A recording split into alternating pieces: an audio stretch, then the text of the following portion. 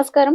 City news కి స్వాగతం. ఈనాటి వార్తా విశేషాలు. ప్రతిరోజు ప్రతి ఇంటి నుండి తడి చెత్తను పొడి చెత్తను 100% సేకరించాలని జిల్లా కలెక్టర్ డాక్టర్ వినోద్ కుమార్ వి తెలిపారు. స్వచ్ఛాంధ్ర కార్పొరేషన్ ఆధ్వర్యంలో బాపట్ల జిల్లాకు మొదటి విడతగా 80 ఆటోలను కేటాయించారు. ఈ సందర్భంగా జిల్లా కలెక్టర్ వి వినోద్ కుమార్ ఈ ఆటోలను జెండా ఊపి ప్రారంభించారు. ఈ సందర్భంగా జిల్లా కలెక్టర్ మాట్లాడుతూ జిల్లాను పరిశుభ్రంగా మార్చడం కోసం ప్రతిరోజు చెత్త వంటి వ్యర్థాలను నిర్మూలించడం కోసం ప్రతి నెల 3వ శనివారం పర్యావరణ పరిరక్షణ కోసం జిల్లాలో స్వర్ణాంధ్ర స్వచ్ఛాంధ్ర కార్యక్రమం నిర్వహించడం జరుగుతుందని చెప్పారు.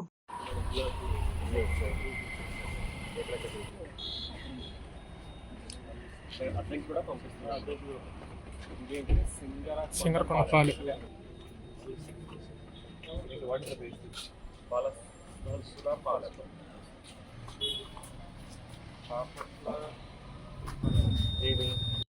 బాగుంది.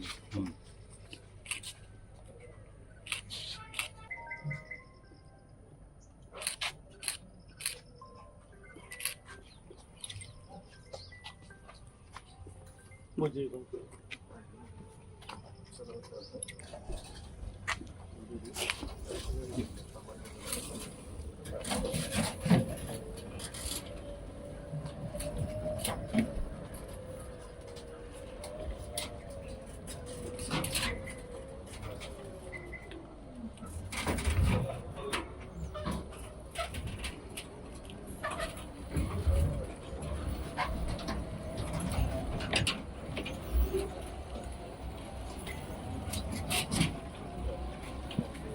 విద్యాభివృద్ధికి యూటీఎఫ్ కృషి చేస్తుందని కర్లపాలెం యూటీఎఫ్ అధ్యక్షులు వివి శ్రీనివాస్ అన్నారు. శుక్రవారం నూతన సంవత్సర క్యాలెండర్ డైరీని మండల విద్యాశాఖ అధికారులు టియు మనోరంజని ఎన్ విజయశ్రీ సంయుక్తంగా ఆవిష్కరించారు. అలాగే మండల తహసీల్దార్ షాకీర్ పాషా, మండల అభివృద్ధి అధికారి అద్దూరి శ్రీనివాసరావుని యూటీఎఫ్ ఉపాధ్యాయ మిత్రులు కలిసి నూతన సంవత్సర శుభాకాంక్షలు తెలిపారు.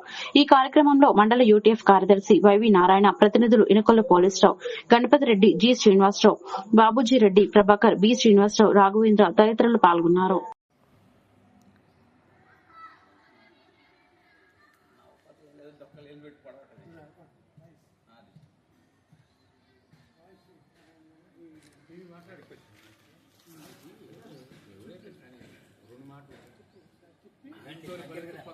స్వాగతం. జాతీయ చారణ హాస్పిటల్ జరుగుతుంది.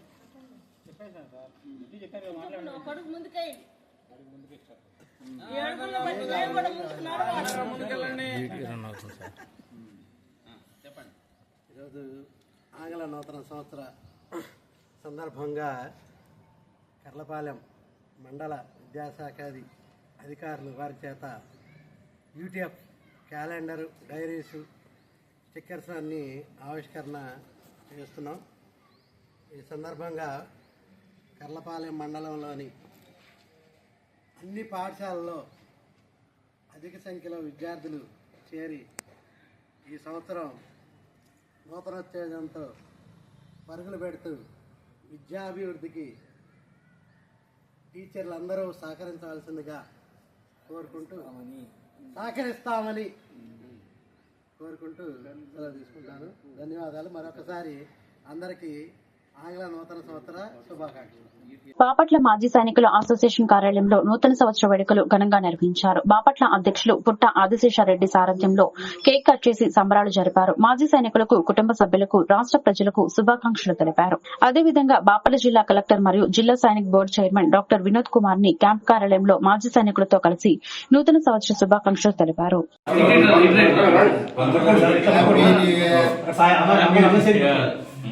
Welcome to 2026. ఎంతమంది ఉన్నారండి?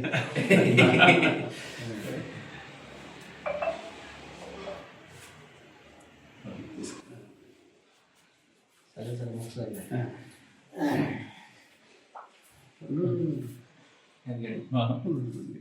అంత పెడుతున్నాయి. Happy new year.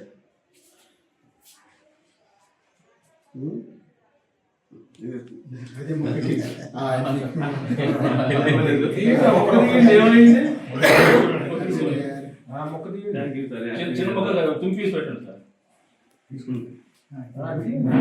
తీసుకొని మీకు కూడా రికార్డ్ అవుతుంది.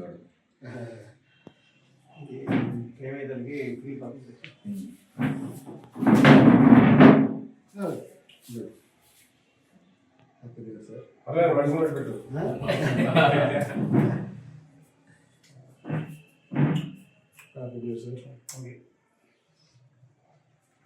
Happy new year.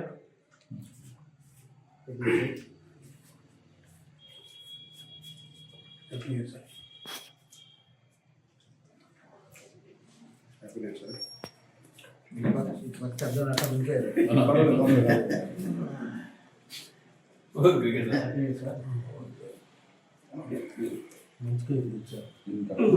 బాగా క్రీమ్ బాగా తిట్టంగా ఉంది. Thank you sir. कोई साथ दे क्रीम तो तक वेसाరు ఇట యా బతా ఫుల్ క్రీమ్ సగం క్రీమ్ ఉంది క్రీమ్ బస్ అదే sir cream happy new year sir. Good happy new year. Happy new year. Durga garu బొగల కొందావా happy new year sir. Thank you sir. Happy new year sir. పాప నోరు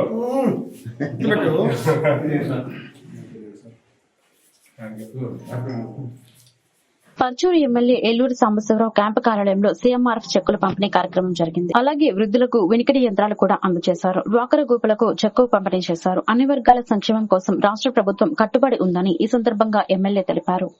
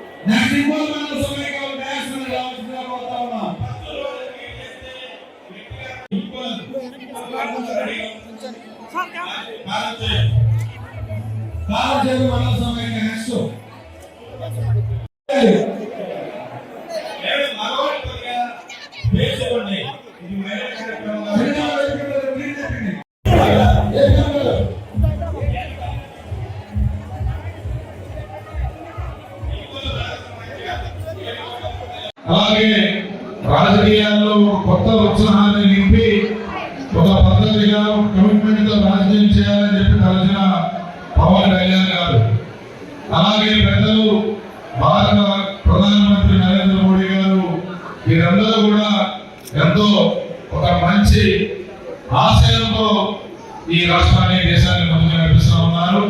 వారందరి తరఫున కూడా మీకు ప్రత్యేక మోకర సంవత్సర శుభాకాంక్షలు తెలియజేసుకుంటూ 2014-19 మధ్య ఒక అభివృద్ధికి మొదటి 2 అడుగులు వేయగలిగాం. మధ్యలో 5 సంవత్సరాలు గ్యాప్ వచ్చింది. మనం గెలిచినప్పటికీ ప్రభుత్వం లేకపోవడం వల్ల కొన్ని కార్యక్రమాలు అర్థాంతరంగా ఆగిపోయాయి.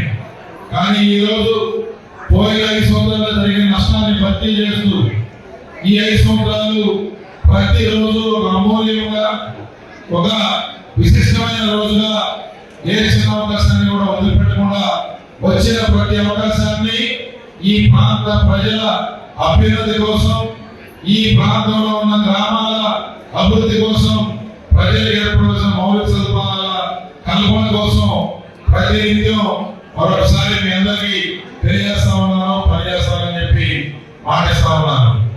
ఏదైతే మనం కోల్పోయామో ఒక అవకాశాన్ని పొందుపరుచుకొని మన గ్రామాలని, మన పంట పొలాలని, అన్ని ప్రాంతంలో ఉన్న అన్ని రకాల వనరుల్ని అభివృద్ధి పరుచుకుంటూ ఒక్కొక్క మెట్టు ఎదుగుతూ ఈ సంవత్సరాల కాలం మూలగానివారిపాలెంకి చెందిన మున్నం భావనారాయణ రెడ్డి బీఎస్ఎఫ్ నందు జవాన్ గా పనిచేస్తూ మరణించారు. కిషన్గంజ్ బంగ్లాదేశ్ బోర్డర్ నందు పనిచేస్తూ డిసెంబర్ 30న తెల్లవారుజామున వీరమరణం పొందారు. భావనారాయణ రెడ్డికి భార్య భవానీ, కుమారుడు ఉన్నారు. గురువారం అధికారుల లాంఛనాలతో అతని ఇంటి వద్దకు మృతదేహాన్ని జాతీయ జెండాతో కప్పుకొని ఊరేగింపుగా తీసుకొని రావడం జరిగింది. మధ్యాహ్నం బీఎస్ఎఫ్ జవానులు అధికారుల లాంఛనాలతో అంత్యక్రియలు నిర్వహించారు.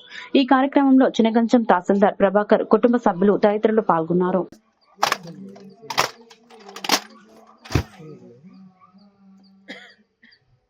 God!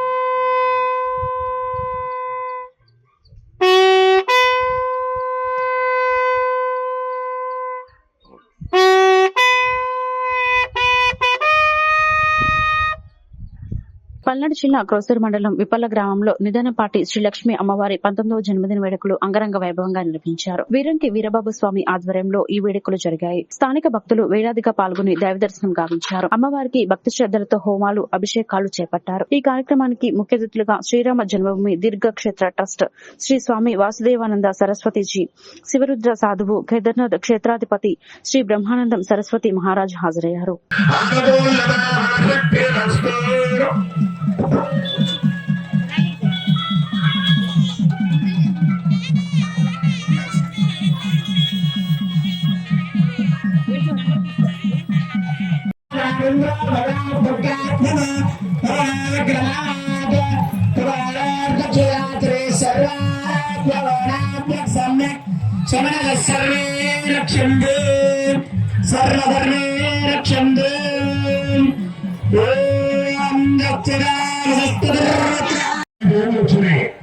ఆడపిల్లకి ఎన్నో రాగానే వివాహాన్ని చెందాలి. అష్టవరస భయోత్కన్యాం దాస్యాన్ని పుత్రత్తాలితాహన రక్తగంధంలో అటువంటి 8వ ఏడు వచ్చినటువంటి లోకన అంటే ఆడపిల్లను వెతుక్కోవాలి, ఆడపిల్ల వాళ్ళు అల్లుని తీసుకోవాలి. దీనిని కన్యావరణము అంటారు. అందరూ కూడా మహాలక్ష్మి దేవతా ప్రీత్యర్థం మహాలక్ష్మి పూజాం కరిష్యే గణానాంతవా గణపతిం గోవిందా గోవిందా గోవిందా గోవిందా గోవిందా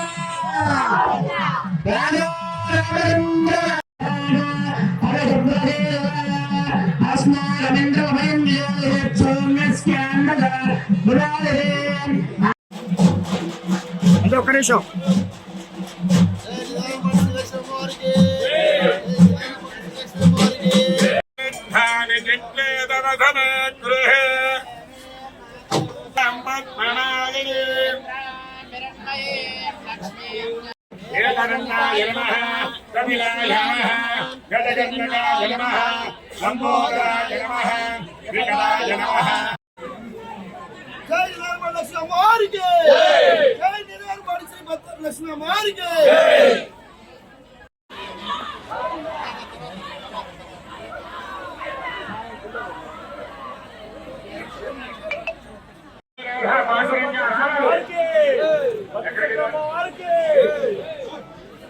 అచ్చంపేట మండల కేంద్రంలో నియోజకవర్గ ఉత్తమ కార్యకర్తల ప్రశంసా పత్రాల పంపిణీ కార్యక్రమం ఘనంగా జరిగింది.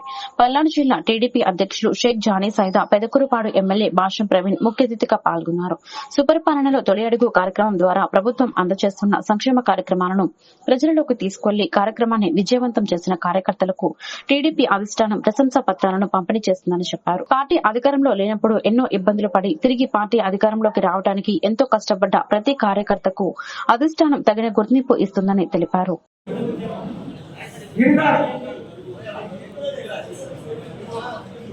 Okay ready sir.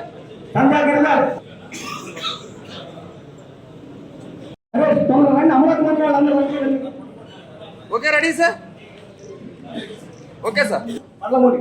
Okay ready sir. Vaikunthapuram నుంచి శివసాయి ప్రసాద్ భావన దాన్ని ఒక ప్రశంసా పత్రం కూడా ఇవ్వాలని దాన్ని డిజైన్ చేయడం జరిగింది. ఈ కార్యక్రమం యొక్క ముఖ్య ఉద్దేశం ఏంటంటే పనిచేసే యూనిట్ ఇన్ఛార్జీలను, క్లస్టర్ ఇన్ఛార్జీలను గుర్తిస్తే మిగతా వాళ్ళు కూడా పనిచేస్తూ ముందుకెళ్తారని, అంటే వీళ్ళ వరకే పనిచేశారు మిగతా వాళ్ళు పనిచేయలేదని కాదు.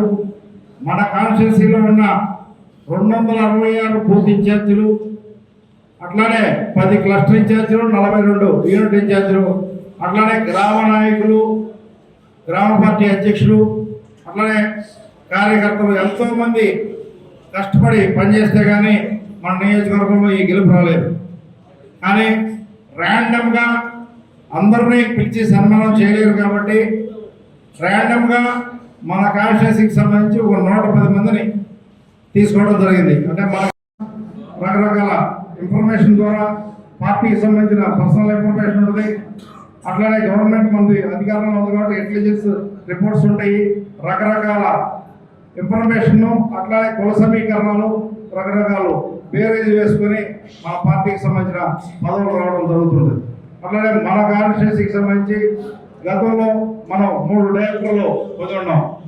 అది 3 డైరెక్టర్లు కూడా మొదట ఒక బీసీ సోదరుడికి వచ్చింది, ఆ తర్వాత మన ఓసీలో కాపు సోదరుడికి వచ్చింది, అట్లనే ఆ తర్వాత మళ్ళీ ఎస్సీ సోదరుడికి వచ్చింది.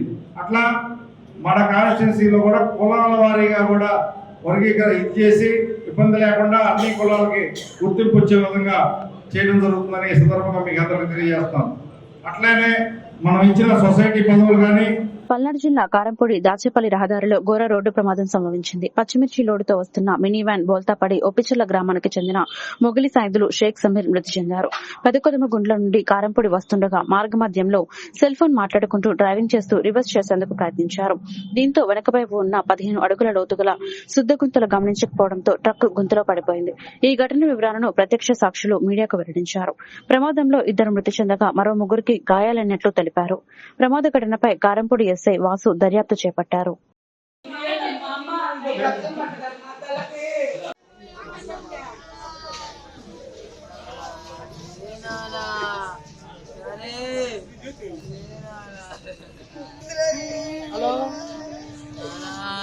ఎంత